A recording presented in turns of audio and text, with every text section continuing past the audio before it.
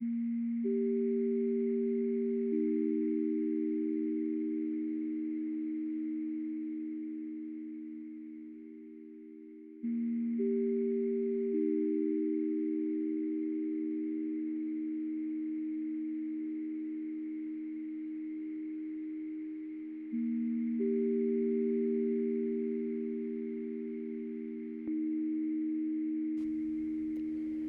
have a love and deep connection to the celestial bodies that surround us on Earth, Papatūānuku. I am often thinking about the moon, the star constellations, the planets, the sun, of light and of darkness.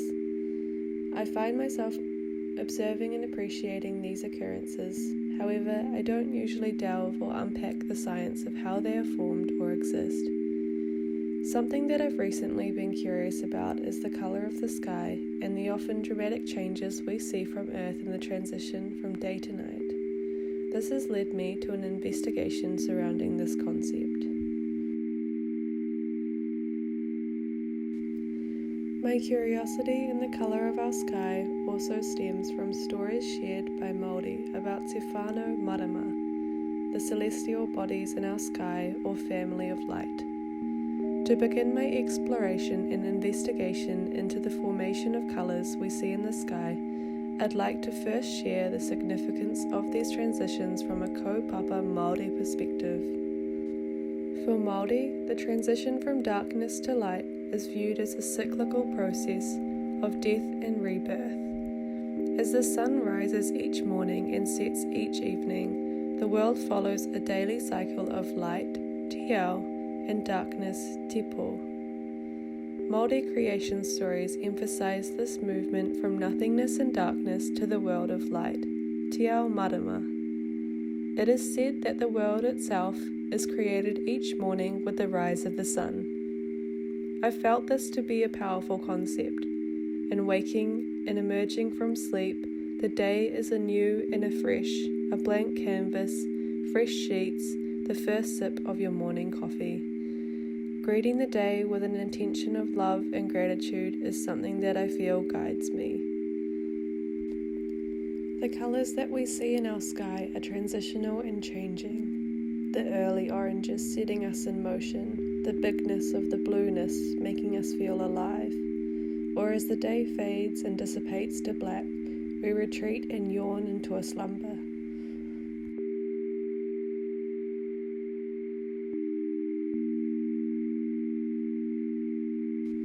The sun emits different types of electromagnetic waves, such as gamma rays, X-rays, UV rays, infrared, microwaves, radio waves, and light. This is called the electromagnetic spectrum, shown here. Light is the only part of this spectrum that we are able to visibly see from Earth. Often we'll render the sun in yellow, but Tara, the sun, actually emits white light. When the light enters the kōhauhau, this is when colour is visible. A good way to describe this process of white light refracting to create colour is with a clear prism.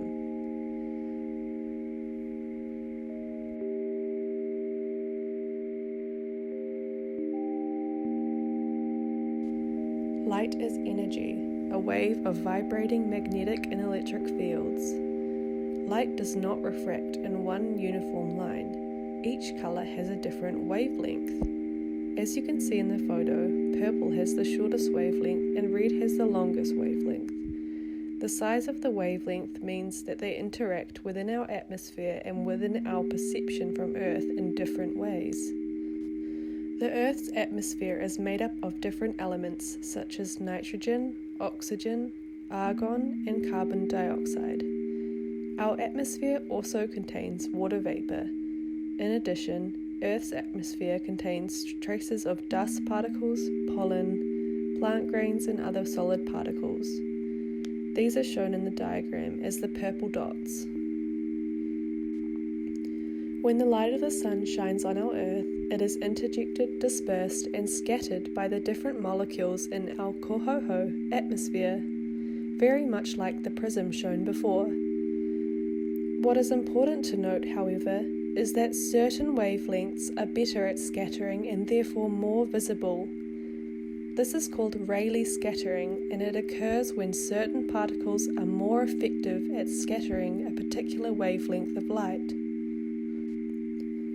A good way to describe how certain wavelengths are more likely to interact and be visible is in this animation. As you can see, the blue has a smaller wavelength, which means it is more likely to interact with particles in the atmosphere and to scatter more.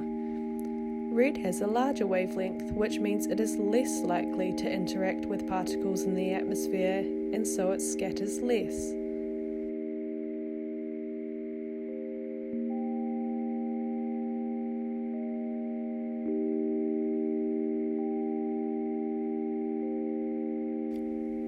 When Te Rā, the sun, is high in the sky during the day, we will notice that the sky appears blue or kikorangi. This is because the nitrogen and oxygen that exists in the atmosphere during this time of day, when the sun is vertically above, is the right size to scatter the energy with a wavelength of blue light.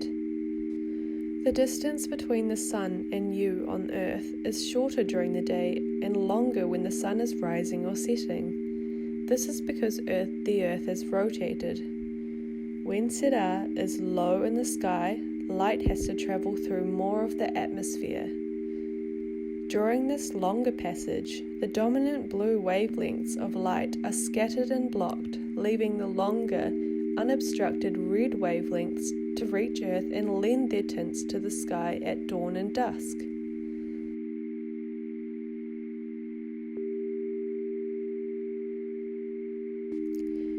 So when we see these reds, pinks, oranges and yellows during a tonga o te rā, sunset, or a whitiringa o te rā, sunrise, we know now that it is these red wavelengths reaching Earth through our atmosphere.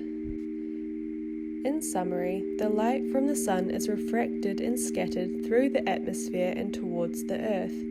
This means that the colour of the sky is determinant on the type of wavelength, the composition of the atmosphere, what it is made up of, as well as the distance between you and the sun, what time of day it is.